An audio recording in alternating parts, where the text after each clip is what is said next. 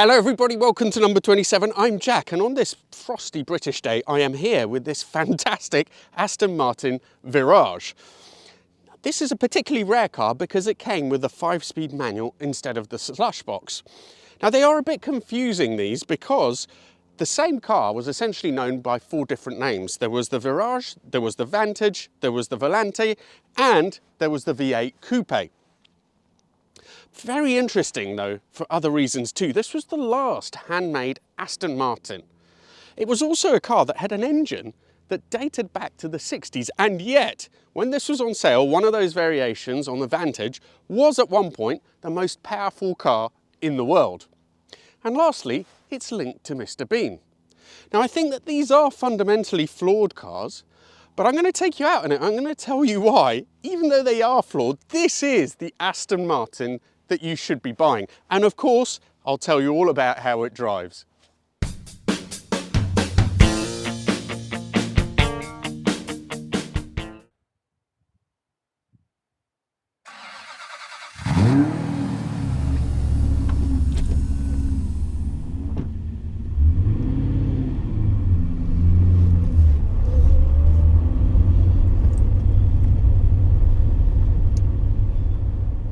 Okay, so first of all, let me quickly take you through the different variations of the Virage. The Virage, this one that I'm in, 1990, that's pretty much when it was released. It was designed back in 1987. So although Ford had taken control of Aston Martin by this point, this was still a complete traditional Aston Martin. After the Virage came the Vantage, which was in 1992-93, which was the performance version. That had a twin supercharged engine and put out 2 versions, 550 and 600 horsepower. The V600, as it was known, was then the most powerful road car in the world. There was also the Volante, which was basically a convertible version, which was quite a pretty car. Then there was the V8 Coupe, which was basically a standard car. I don't know why they changed the name. It was a Virage, it wasn't the performance version, so I think it had 350 horsepower as opposed to this 330, but it was essentially still this car, which they renamed V8 Coupe once the Vantage was out. I've always been really baffled by Aston Martin's marketing strategy and model planning, and I still am today. They're just unfathomable. So many similar looking cars with different names.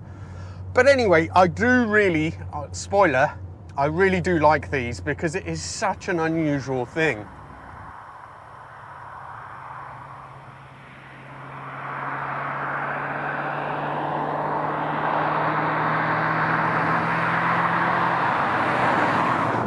I mentioned that this is one of the last hand-built Astons, and it really is, and that is one of the things that makes it so special. When you get in these cars, which do have some disadvantages, we'll talk about them later, but you get in here and you look at this interior, you look at the way it's styled, you look at the leather, the quality. This leather feels like it's, I don't know, it feels so thick, it feels like such good quality. The smell that you get in here, the layout, the Vela headlining, which is just one of the most opulent things that I've ever seen, the wood veneer. It's been described before as a Bentley with attitude, and I think I would totally go along with that. They are just very, very special things to be in. Now, in terms of layout, you've got your stalks, some of these buttons, some of the ergonomics are a bit off. The ventilation is fine, it's simple, but then you've got a massive row of buttons there. You've got this, which I don't even know, I think that's the trip computer, but it is trip computer, also heating. I don't know what it does. It also gives you the miles per gallon, interestingly, but that is quite confusing and looks a bit odd. Now the other thing is, this does have a dog leg 5-speed box, so as you saw just there, I'd put it into reverse rather than first gear.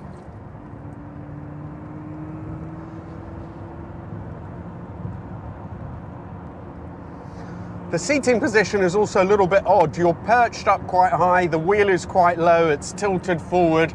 I can't find any adjustment for it. Apologies if I've missed it. Maybe there is somewhere, but it's workable, it's fine, but it's not to me, it isn't completely natural.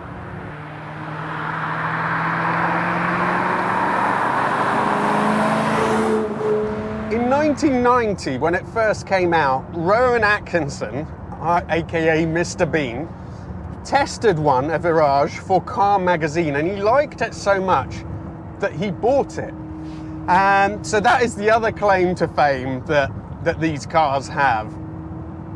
But enough about that, and a little bit more about the particulars. So it has double wishbone front suspension, but bizarrely, a DD-on rear axle with some locating arms, which is better than a solid axle, but is still not quite fully independent suspension. Despite that, it does seem to work pretty well. But one of the bizarre things is that it's a completely alloy bodied car, and yet it weighs 1,800 kilos. That is just huge for a car like this, which also doesn't have bundles of interior space. The back seats are pretty much just token seats, really, maybe for children, but that's about it. The engine sounds absolutely fantastic. It's a bit more muted than you'd like, but this is, after all, a GT. And it is just silky smooth. It is amazing. I love it. 330 horsepower isn't a massive amount. Even at the time, I think it was respectable, but with a car weighing this much, it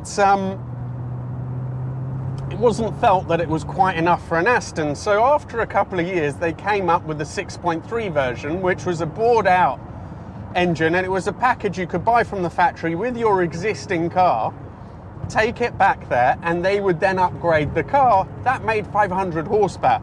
Still not quite as much as the Vantage version that came slightly afterwards. But they were different cars. I think the Vantage was supposed to be a bit more of an out-and-out sports car. The bored-out version of this, just a bit more effortless tourer.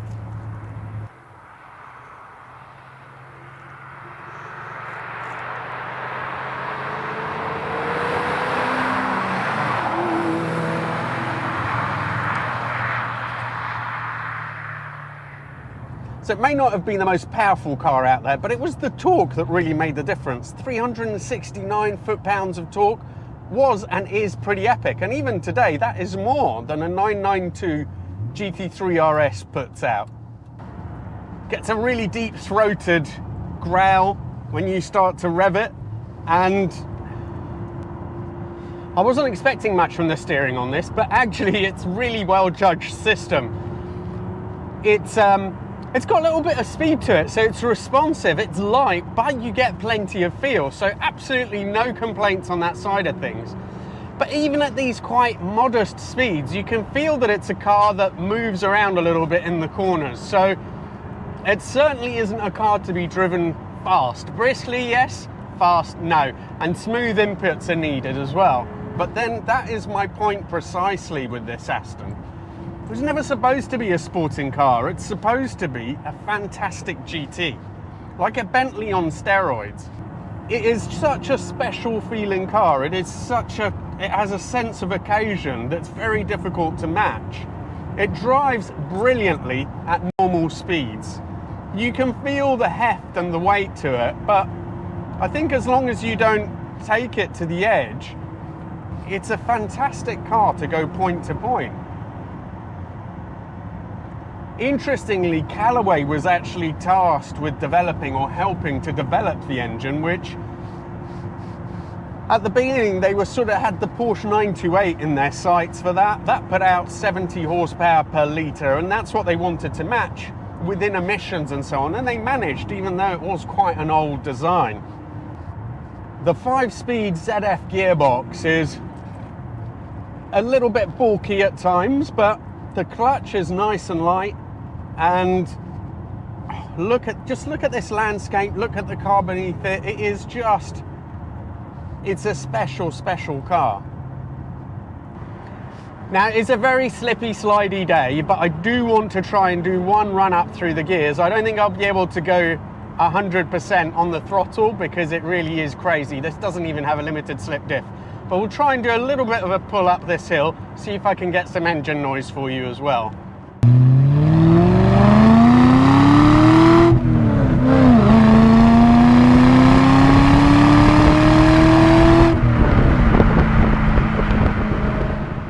Okay, that's about as brave as I can be today. Luckily it does track the bumps pretty well because it's quite softly suspended, so at least it's not skipping around all over the place. It does feel fairly stable.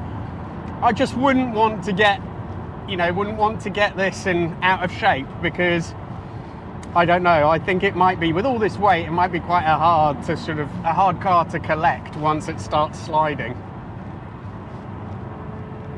I really like it though. It's so different, and the looks, they're so specific. I don't know if I'd call it a pretty car myself personally, but I really like the fact that it's such an individual design. And to me, it really speaks Aston as well.